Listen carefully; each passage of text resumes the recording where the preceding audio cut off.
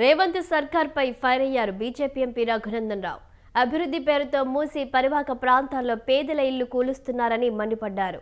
నార్సింగి సమీపంలోని ఆదిత్య వింటేజ్ బంగ్లా నిర్మాణాలపై సీఎం రేవంత్తో పాటు హైడ్రా కమిషనర్ రంగనాథ్కు లేఖ రాస్తున్నానని, ప్రభుత్వం స్పందించకపోతే కోర్టుకు వెళ్తామన్నారు ఆయన.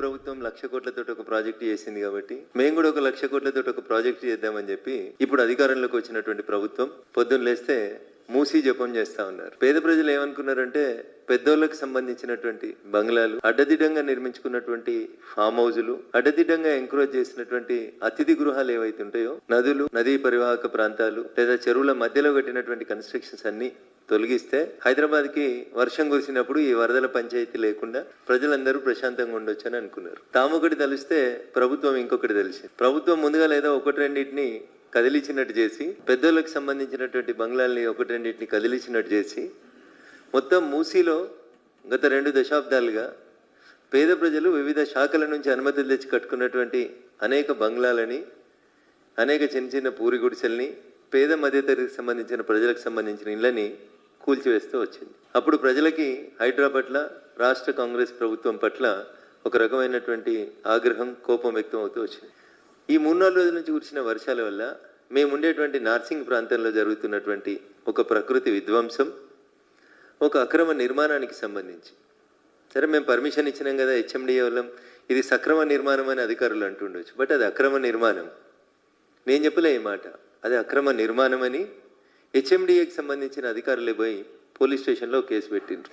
ఏంది పంచాయతీ అంటే, ఆదిత్య వింటేజ్ అని ఒక కమర్షియల్ బంగ్లాని తీసుకొచ్చి మూసీ నది పరివాహక ప్రాంతంలో కడుతున్నారు. ఎండాకాలం అప్పుడు ఎండిపోయినప్పుడు నీళ్ళేడున్నా ఎడలేవు అనేది కనబడకపోవచ్చు, కానీ పాపం వరుణుడు 2-3 రోజులుగా కురిసినటువంటి వర్షాల వల్ల, వరుణుడి కరుణ వల్ల ఇవన్నీ మూసీ నదిలోకి వచ్చినాయి. బఫర్ జోన్ లో, FTL లో అడ్డగోలుగా నీటి ప్రవాహానికి అడ్డంగా కడుతున్నారని చెప్పి నీళ్లు కనబడతా ఉన్నాయి. జనరల్ గా హెచ్ఎండిఏ నిబంధనల ప్రకారం ఏదైనా ఒక ప్రాపర్టీ మీద కోర్టుల కేసున్నా, పోలీస్ స్టేషన్ల కేసులున్నా, ఎలాంటి అభ్యంతరాలు వచ్చినా ఆ నిర్మాణాలకి అనుమతిని రద్దు చేస్తుంది హెచ్ఎండిఏ. రేవంత్ రెడ్డి గారు కాంగ్రెస్ ప్రభుత్వం ఈ రాష్ట్రంలో అధికారంలోకి వచ్చిన తర్వాత అప్పటి పురపాలక శాఖ మంత్రి కేటీఆర్ గారు అనుమతులు ఇచ్చిండ్రు. దీని వెనకాల పెద్ద వ్యవహారం నడిచింది, కుంభకోణం నడిచింది. కాబట్టి ఈ ఆదిత్య వింటేజ్ అనేటువంటి కన్స్ట్రక్షన్స్ని ఆపేస్తున్నామని చెప్పి, శ్రీ ఆదిత్య వింటేజ్ ప్రాజెక్టుని మేము నిర్మాణం నిలిపేస్తా ఉన్నామని పోలీసు వాళ్ళతోటి అది ఛార్జ్షీట్ గిట్ అన్ని వేయించినారు కోర్టులో. నాకేమనుమానం వస్తుందంటే, అప్పుడున్న వాళ్ళు ఏం చేసి అనుమతులు ఇచ్చిరని కాంగ్రెస్ అడిగిందో, ఇప్పుడు కాంగ్రెస్లో మరి ముఖ్యమంత్రి గారు నోటీసులో ఉందా, లేదా నెంబర్ 2లు నెంబర్ 3లు అనుకుంటున్నటువంటి మంత్రులు ఏమన్నా మేనేజ్ చేసినారా, ఎట్లా అనుమతి వచ్చిందని చెప్పాలి అన్న. ఈ చిత్రం చూస్తే మనకందరికీ స్పష్టంగా కనబడుతుంది. వాళ్ళు కడుతున్న నిర్మాణం పూర్తిగా నీళ్ళలో కడుతున్నారు. మూసీ నది ఇది ముఖ్యమంత్రి గారి డ్రీమ్ ప్రాజెక్ట్.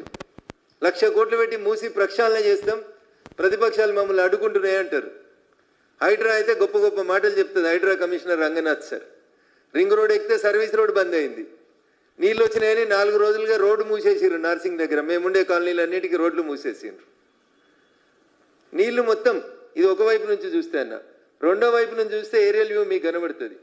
ఈ బంగ్లా చుట్టూ నీళ్ళే ఉన్నాయి, అన్ని దిశలో నీళ్ళే ఉన్నాయి. ఈ బంగ్లాకి పూర్తిగా FTL లో కట్టేస్తా ఉన్నారు. ఇది ఇక్కడ బేసికల్గా కొన్ని ప్రశ్నలు వస్తూ ఉన్నాయి. టీఆర్ఎస్ పర్మిషన్ ఇచ్చింది, మీరు వచ్చి ఆపేసిర్రు. మళ్ళీ మీరు ఎందుకు అనుమతులు క్లియర్ చేసిర్రు? ఏ మంత్రి క్లియర్ చేసిండు? లేదా ముఖ్యమంత్రి గారు క్లియర్ చేసిర్రా? హెచ్ఎండిఏ అధికారులు క్లియర్ చేసిర్రా? ఎంత డబ్బులు చేతులు మారినాయి? నిజంగా రేవంత్ రెడ్డి గారికి చిత్తశుద్ధి ఉంటే, మహేష్ కుమార్ గౌడ్ గారు PCC అధ్యక్షుడు అయితే మస్తు మాటలు మాట్లాడుతుంటాడు, మేము ఇది చేసినాం అది చేసినామని. అయ్యా PCC అధ్యక్షుల వారు ఒకసారి చూడు ఈ ఫోటో.